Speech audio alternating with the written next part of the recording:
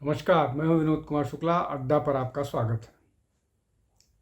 इस देश के मुस्लिम नेताओं का हमेशा से ये दावा रहता है कि भारत के स्वतंत्रता संग्राम में 1857 की बात हो या बाद के दिनों की बात हो, उसमें मुसलमानों की भूमिका बहुत ज़्यादा थी।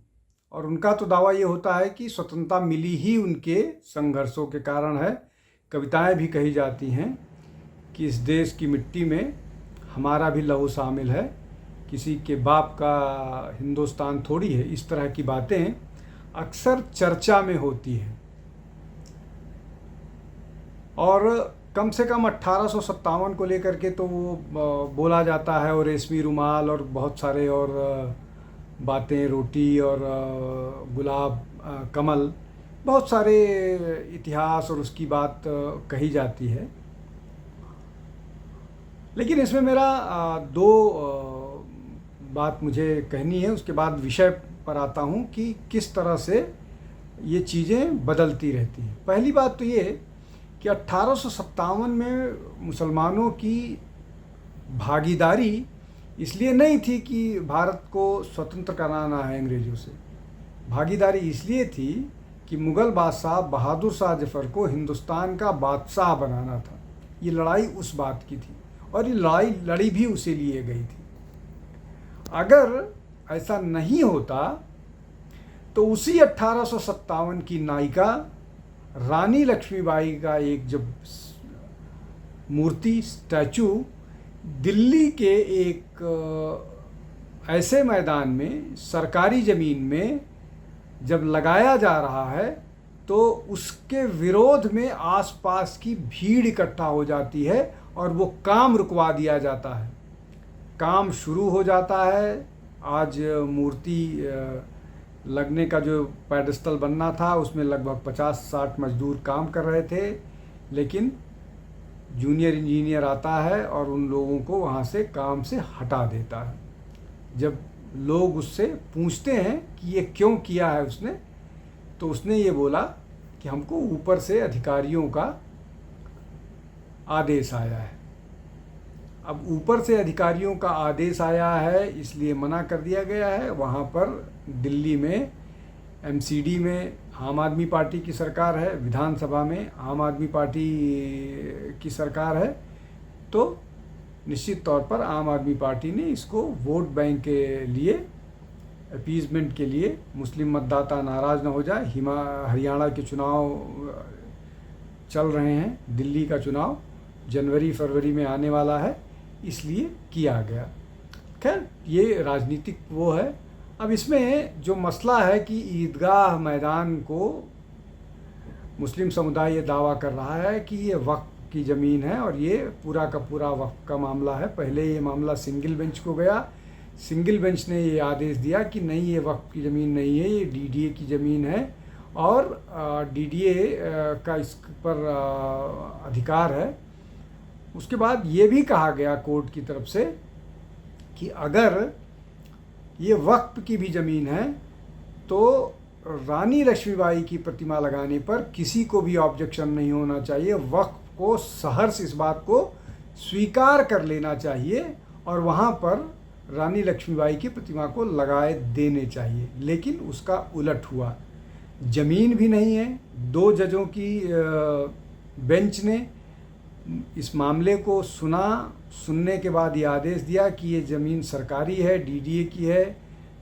उसके बावजूद भी आज चूँकि शुक्रवार था इसलिए भीड़ को मोबिलाइज़ किया गया। फ़ोन के माध्यम से मैसेजेस लोगों के पास पहुँचे और स्थिति ऐसी ख़राब लगने लगी कि दिल्ली पुलिस को वहाँ पर एनडीआरएफ और पैरामिलिट्री फोर्स को बुलाना पड़ा, जिससे कोई इस तरह की घटना ना हो जो जान माल को नुकसान पहुंचाए। और जैसा मैंने बताया कि जो जूनियर इंजीनियर है उसने ऊपर के अधिकारियों के आदेश के बाद काम रुकवा दिया। अब ये वक्फ को लेकर के बवाल चल रहा है।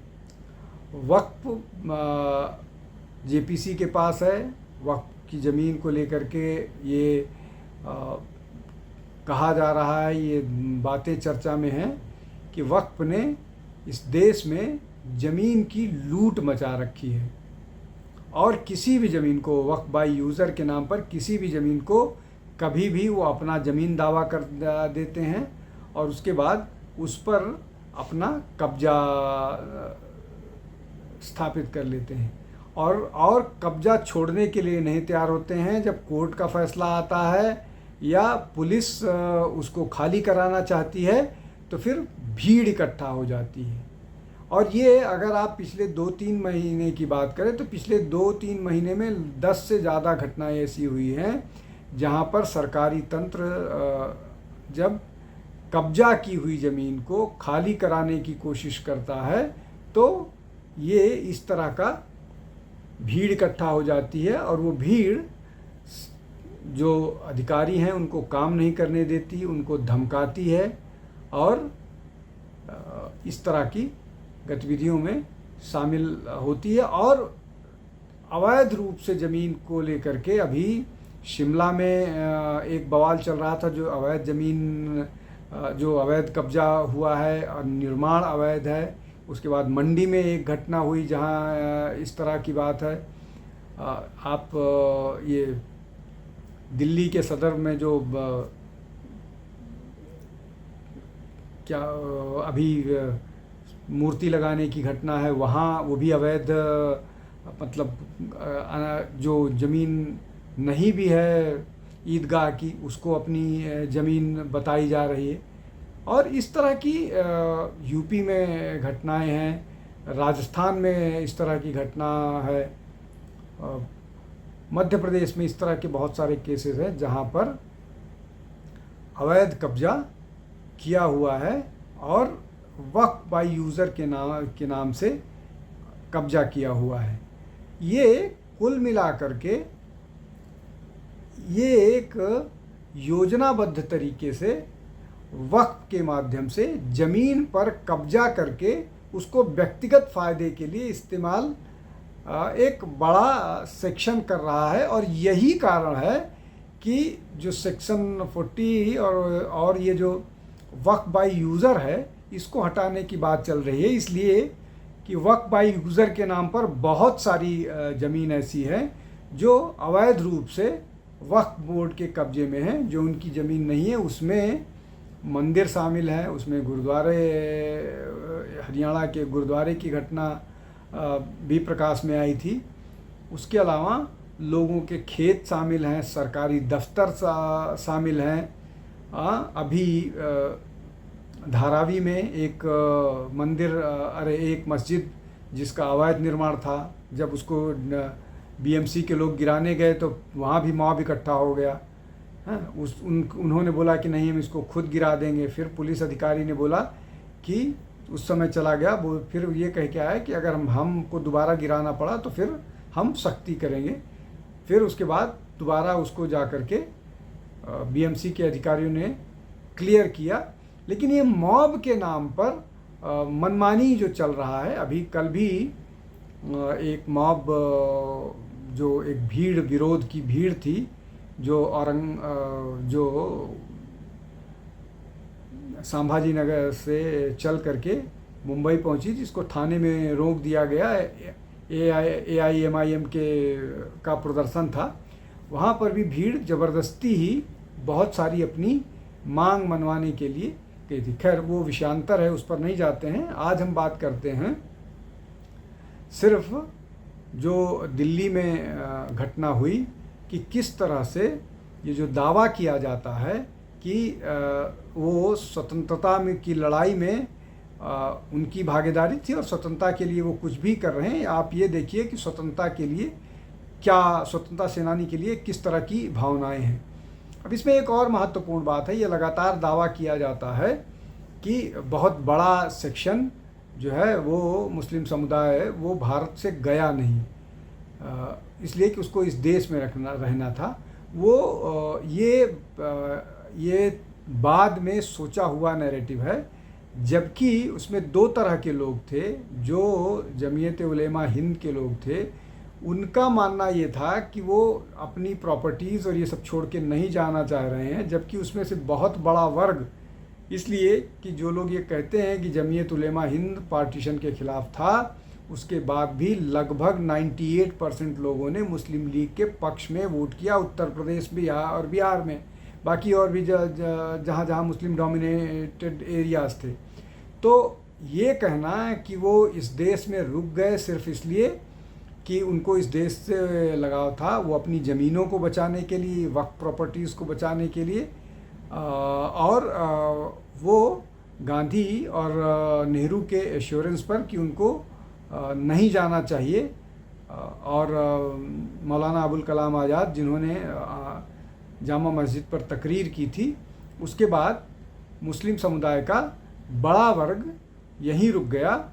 और अब वो इस तरह के बहुत सारे ज़मीन पर जो मुस्लिम यहाँ से छोड़ के चले गए थे, उनकी ज़मीनों को, जिसको एनिमी प्रॉपर्टी कहा जाता है, उसको वक्फ के रूप में रजिस्टर करा करके गलत ढंग से, विशेष रूप से 47-48 के बाद से, तो बहुत सारी चीज़ें, जब कोई प्रमाण नहीं थे, कोई सबूत नहीं था, अंगूठे लगा करके बहुत सारी इस तरह की प्रॉपर्टी को ज़बरदस्ती वक्फ बना करके कब्जे में रख करके उसका फ़ायदा उठाया गया। ये बहुत वो है, और ये सारी चीज़ें धीरे धीरे जांच के उसमें आएंगी।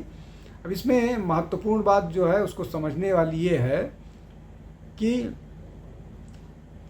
हैदराबाद के एमपी जो हैं, AIMIM के सांसद असदुद्दीन ओवैसी ने एक मीटिंग में ये कहा, मतलब जो पब्लिक मीटिंग में ये कहा कि उत्तर प्रदेश की 1,21,000 प्रॉपर्टीज़ में 1,12,000 के डॉक्यूमेंट्स ही नहीं हैं। इसका मतलब ये कि वो गैर कानूनी तरह से कब्जे में है। और उन्होंने ये बोला कि उन प्रॉपर्टीज़ को आप कैसे बचाओगे? तो भाई, जिन प्रॉपर्टी के बारे में कागज़ नहीं है, उसको तो कागज़ देना पड़ेगा ना। जैसे ईदगाह, अभी दिल्ली वाला मसला हुआ, उनके पास कोई कागज़ नहीं और वो मुकदमा हार गए, लेकिन वो मॉब को मोबिलाइज़ करके, और उस दिन भी जब ओवैसी बोल रहे थे तो बार बार लोगों को इंस्टिगेट करते हुए ही दिख रहे थे कि आपको अपनी प्रॉपर्टी बचाना है तो आपको इसके लिए लड़ाई लड़नी पड़ेगी। यहाँ तक कि हैदराबाद में भी बहुत, जहाँ से वो MP हैं, बहुत सारी प्रॉपर्टी, वक्फ की प्रॉपर्टी लोगों ने कब्जा कर रखा है, और उससे वो खुद का फ़ायदा देखते हैं। जबकि वक्फ का मतलब ये होता है कि ये गरीबों के लिए है, विधवाओं के लिए है, या जो लोग असमर्थ हैं, जो कुछ कर नहीं सकते हैं,